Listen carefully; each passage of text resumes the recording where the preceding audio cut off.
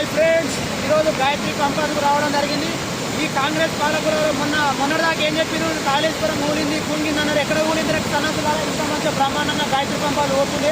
చూడండి ఎంత మంచిగా పోతుందో. మొన్నటిదాకా కూడా కన్నపల్లి పోయి మా వాళ్ళు నిర్ణయం తెలిపారు.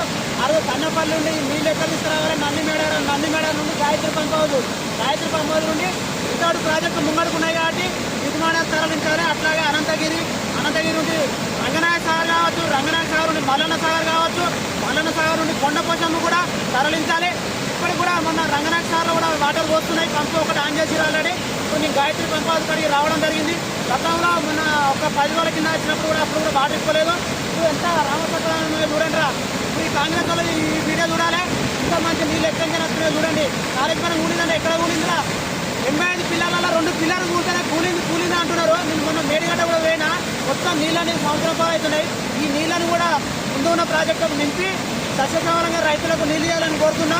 కేసీఆర్ కట్టింది ఏంటిలో బయట ఇది చూపిస్తున్నా. కేసీఆర్ అంటే పులి.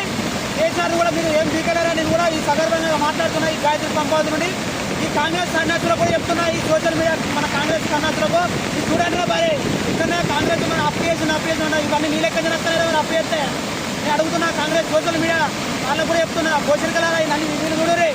నేను టీఆర్ఎస్ సోషల్ మీడియా తరఫున నేను అడుగుతున్నా. నీళ్ళు చూసి ఇప్పటికైనా బుద్ధి తెచ్చుకుని రైతులకు నీళ్ళు సస్యశ్యామలంగా ఇవ్వాలని ఈ కాంగ్రెస్ నేను డిమాండ్ చేస్తా ఉన్నా. జై కేసీఆర్, జై తెలంగాణ.